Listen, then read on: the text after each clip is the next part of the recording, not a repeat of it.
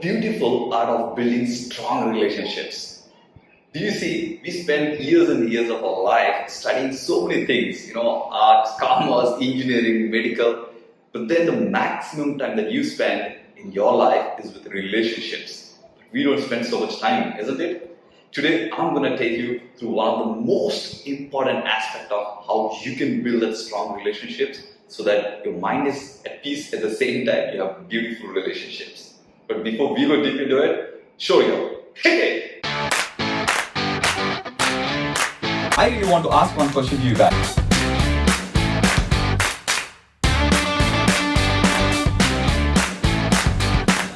We'll break down a step-by-step process on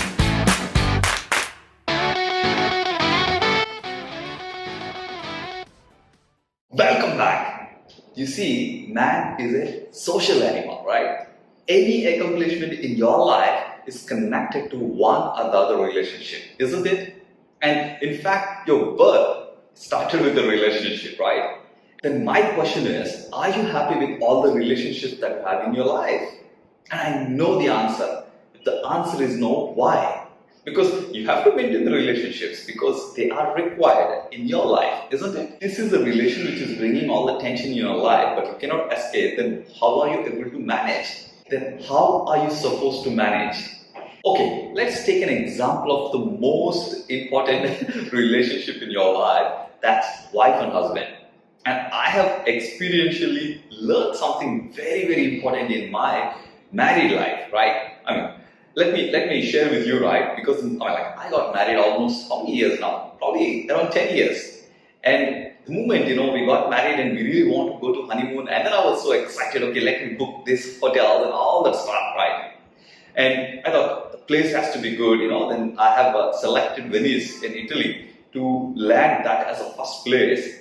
And then we landed. And the moment we landed, we just checked in and then we started walking onto these streets. And it was almost like a lunchtime. Once we went to a lunchtime, then I saw some kind of discomfort in my wife's expression. I know something is wrong, but I don't know what is wrong, but for sure I know something is wrong. And when we were sitting in the restaurant, she was not very, happy to select what it is there and all that. And she picked up and then she saw, okay, I would like to have some nuggets. And then we finished. And then dinner, again, I saw some kind of apprehension in her. And then it's like 2 or 3 days, like we were supposed to be in Venice for 3 days. Then we planned to go to the other side of the Swiss Alps, every side of Italy, right? And once we went there, and there, place is like beautiful, right? Like so nice, snow, we've got all the stuff, like, cycling. But then I didn't see her really having food that she kind of, she's adjusting. You can make it out, right? Then I realized, I asked, hey, I just want to know, is there any specific problem you have, right, with the food because you're not eating generally as much as you eat? She was not very comfortable having the food there, specifically, with a lot of cheese. Italians love cheese, even I love cheese. But let me tell you, right? Then she said, yeah, I didn't like the food. And it's almost 4 days by then, right? Then I just asked, okay, what is it you really like? Because for me, it was like, putting in a nice hotels and then, taking into the fancy restaurants and seeing the snow was the expression of love for me. But for her, it is something more or something else, right? Yes, probably she may be happy with that, but at the kind of food that she wanted to have, probably she missed out the food almost for 4 or 5 days. And she wanted to have an Indian cuisine food. And can you imagine? We found an en route while going to Rome. I had to search in the GPS, right? Okay, here's the Indian restaurant. It's around 200 miles. And we went into the place called Verona, if you guys know about it. It's in, it is also called as Romeo and Juliet's place, right? We stopped there and then we had some Indian food.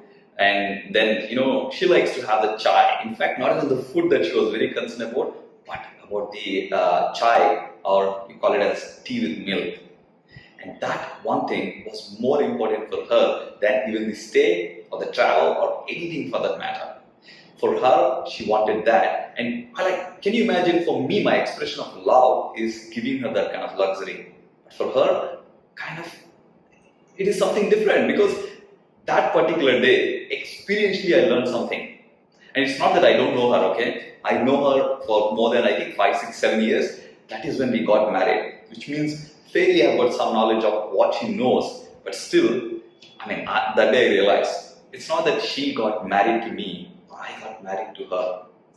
28 years of my conditioning of my past, married to 20 years of my wife's conditioning. So literally, we're bringing in two conditionings into one place. You need to understand, right? That day I felt like the great Mahatria says, people love you, but they don't love you the way that you know about love. Their expression of love could be different. They love the way that they know about love. And once you understand this fact, right, life becomes easy. You cannot accept someone saying that, yes, you come into my relation, but with these conditions, right? And then I tell you what, even these conditions will continue to change. Love, it could be a wife and husband relation, or daughter and father relationship. It doesn't matter. The moment you start putting the conditions, keep it in mind. Those conditions will continue to change based on your knowledge, based on your evolving mind all the time, based on your mood on that day. Unless you respect the other people and accept the fact that their expression of love is different from your expression of love, you will never be able to find out a clear path to resolve the problems. Because, you need to understand, right? Every single time there is a debate or there is a difference, you're talking about the entire perspective based on your conditioning, and she or he is talking from their perspective based on their conditioning of, 20, 30, 40 years of their age, right? And exactly this is what I wanted to share with you people, so that you build a stronger relationship by giving them the unconditional love. Whoever is very much value to you, right? Give that unconditional love. Understand that they're coming from their perspective, their conditioning and their past, right? And then you understand that you are coming with all that you continue the baggage from. The moment you understand, either you can adjust it or make them understand. In both the cases, the moment your loved one is there, you will find a very, very amicable solution. And the solution is one side of it. The other side of the benefit is, one, you will have peace of mind. Two, you will really, really build strong relationships. And if you understood, I want you to comment below saying that I will build strong relationships. Thank you for watching the video. If you enjoyed the video, make sure to click the like button, or maybe leave a comment. What about your thoughts, views, or maybe any questions you may have? But if you're tuning into the channel for the first time, remember to click that subscribe button and also ring the bell next to it so that you get the notifications. Because we upload one video every single day in entrepreneurship, spirituality, and freedom lifestyle for you. And I will see you in the next video.